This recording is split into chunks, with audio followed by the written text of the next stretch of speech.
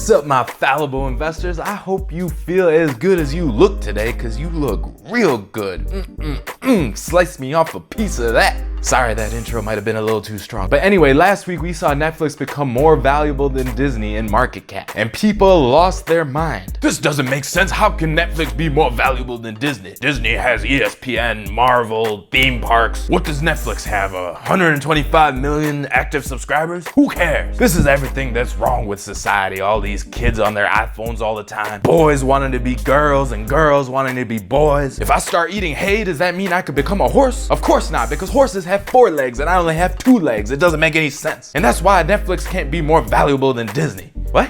So to avoid being like that guy, today we're gonna talk about valuations and the correct way to look at them so you don't miss out on opportunities like Netflix when they come by. All right, so the first thing to understand is that all valuations are theoretical. They're all made by people. Even intrinsic valuation is still made by people. So really, people can value anything at any price they want. Take Pokemon cards, for example. Why were we all so crazy about getting that holographic Charizard? It's a piece of paper, basically. But why was it worth so much? It's because people valued it to be worth that much. Or back in the 70s, they had pet rocks that people actually bought, and that guy made millions. And think about who is buying rocks, especially as a pet. How does something like that become valuable? It's because people value it themselves, and then other people see that valuation and think it's valuable. I guess it would be nice having a pet rock though. You could throw it at someone's head and be like, oh, I'm so sorry, my pet attacked you. I'll have to put down my rock now. But the point is, all valuations are subjective, which is why something like Netflix can go to such a high valuation. And nothing's stopping it either. They could just keep climbing and climbing. So really, you shouldn't be surprised to see that. Because if people think Netflix's value is rising, then it's gonna rise. That's how markets work. And that's the same reason why Disney's valuation and stock price hasn't been moving for a while, even though objectively you would think with all the assets that they have, they should be valued much higher. But if the collective market is stuck on the fact that Disney hasn't moved to streaming completely yet, then they're not going to value it any higher. And that's just what it is. The other thing that you got to realize about valuations is that it's extremely hard to do. Because to value something, it means you're valuing its future cash flows. And the future is almost impossible to predict. Because really, the next 5 years will be completely different from the last 5 years with how fast technology is moving. So who can really accurately predict what Disney or Netflix will do? They themselves don't know what they're gonna do. Right now, the PE ratio of Netflix is an extremely high 210. But what's to stop it from going higher? Like, what's the real difference between 250 PE and 210 PE? When you're extrapolating into the future anyway, it could really be anything. It's like trying to debate what robots will be able to do in 5 years. Oh yeah, they'll definitely be able to drive cars, but walk dogs? Absolutely not.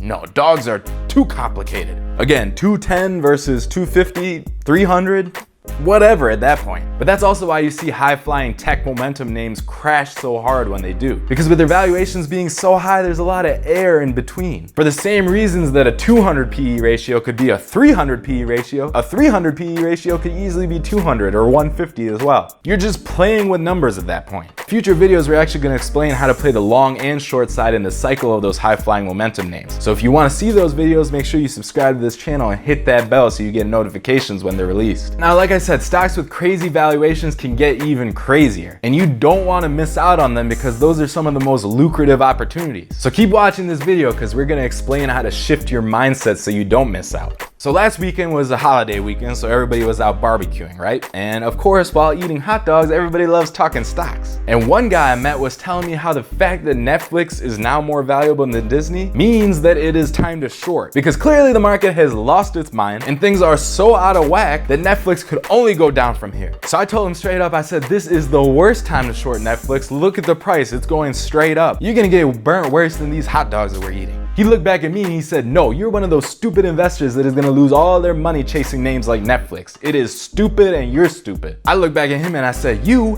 have mustard on your shirt, so you look a lot more stupid than I do. And he started trying to lick the mustard off his shirt, so I turned around and walked away because that's something you do in private. I don't lick mustard in public. But the point is, you don't want to mentally get stuck on something like valuations. Like I've been saying, just because the valuation of something is high does not mean it can't become higher. The same thing happened in 2000 with the tech stocks where the valuations were high, then super high, then extremely high, then crazy high. And during all that time, if you weren't invested, you were just missing out on all those gains. But the same thing happens on the opposite end of the spectrum too, when people think something is way too undervalued. They can't wrap their head around the idea that a stock price is falling when cash flow is this high, there's so so many assets, debt is super low, so they just keep piling money in as the price keeps dropping, saying they're getting a better and better deal. And these guys are just stuck on the idea that the valuation has to correct itself. You know, and they may be right. Maybe it is extremely undervalued, but that doesn't matter if you're constantly losing money on the investment. It's like the old saying goes, the market can stay irrational far longer than you can stay solvent. The key thing to remember is that the market is not a science. It's a giant psychology experiment with a bunch of irrational humans making bets on a bunch of different things. So the best thing you can do is play the player and ride these trends. If something doesn't make sense, then it doesn't make sense. But does it make money? That's what you should care about. And of course, when you're playing these things, they can correct hard, so always have the proper risk management in place. Otherwise, yeah, you will get burned. And I know I haven't talked about value investors yet because they fight hard against what I'm saying.